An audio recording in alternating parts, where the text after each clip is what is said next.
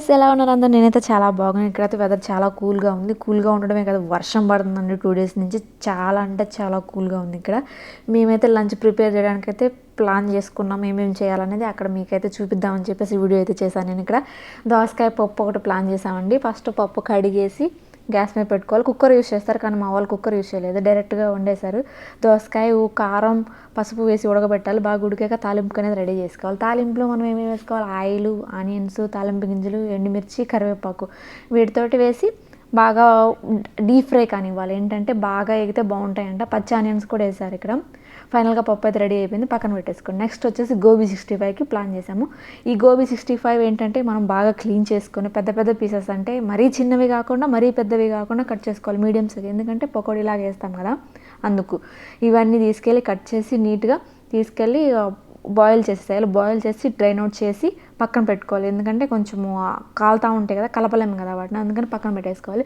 Next వచ్చేసి magnet చేయడానికి ingredients అన్నీ యాడ్ చేసుకుంటున్నాం ఇక్కడ మేము. అల్లం వెల్లుల్లి పేస్ట్, గరం మసాలా, ధనియా పౌడర్, జీరా powder and salt, cornflour, maida, శనగపిండి ఇవన్నీ వేసేసి మ్యాగ్నేట్ చేయడానికి అయితే రెడీ చేస్తున్నాం ఇక్కడ. చూడండి, ఇక్కడ మీకు చూపిస్తున్నాను చూడండి. ఇది మైదా పిండి అండ్ శనగపిండి కూడా యాడ్ చేస్తున్నారు.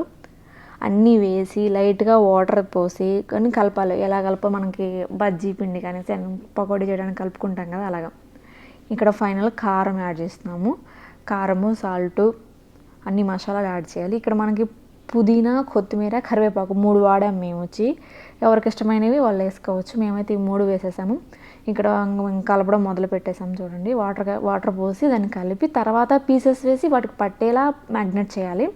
ఇక్కడ చూపిస్తున్నట్టు అలా కలుపుకొని మ్యాగ్నేట్ చేస్తే బెస్ట్. లేదా పీసెస్ వేసి వాటి మీద వేసేసి అయినా మ్యాగ్నేట్ అయితే చేసుకోవచ్చు. ఎలా అయినా చేసుకోవచ్చు, మీ ఇష్టం అది. మాకు ఈ ప్రాసెస్ బాగుందని ఇట్లా కలుపుతున్నాము. ఇక్కడ ఆయిల్ కూడా వేసేస్తున్నాం, ఎందుకంటే ముక్కలంతా పట్టడానికి బాగా మ్యాగ్నేట్ చేసేసేయాలి.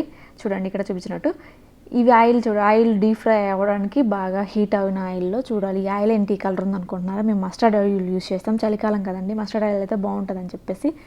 ఇందులోకి గార్నిష్ కోసం ఆనియన్స్, చిల్లీ అండ్ కరివేపాకు 3 వేసి వేయించి దాంట్లో కలిపేస్తున్నాము. ఇక్కడ చూపిస్తున్నాను చూడండి, ఇక్కడ కలిపేస్తున్నాం. ఇది గార్నిష్ కోసం. పొద్దున్నే పెసరట్టు వేసుకున్నాం. పెసరట్టు వేసుకోగానే పిండి కొంచెం అయితే మిగిలింది. సో దాన్ని వేస్ట్గా ఎందుకు పోనివ్వాలని చేసి పునుగులు వేద్దామని చెప్పేసి దాన్ని కూడా ప్రిపేర్ చేస్తాం ఇక్కడ. పెసరపిండిలో బియ్య పిండి, కరివేపాకు, పచ్చిమిర్చి, అల్లము, కొత్తిమీర, సాల్ట్ ఇవి ఎంతైతే కావాలో అంత చూడండి ఇక్కడ కలుపుతున్నాం కదా. బోండాలు వేసి చేయడానికి ఎలా అయితే కావాలో అలా కన్సిస్టెన్సీ కలుపుకోవాలి.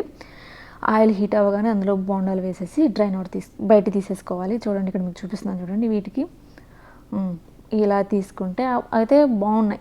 ఇలా లాగుతుంటే భలే వచ్చేస్తున్నాయి సైజ్ అయితే. అదే ఏమంటారు, చికెన్ లాగినట్టు వచ్చేస్తున్నాయి. ఇక్కడైతే మాకు ఫైనల్గా మేము రెడీ చేసిన ఫుడ్ రైసు, తోటకూర పెసరపప్పు కర్రీ అండ్ దోసకాయ పప్పు, ఇక్కడ క్యాలీఫ్లవర్ 65 అండ్ పెసరపప్పు పునుగులు. మా వాళ్ళు రివ్యూ ఇస్తారు చూడండి ఇక్కడ. 1000 out of 10. 10 trillion out of 10. Thanks for watching. Please do subscribe my channel.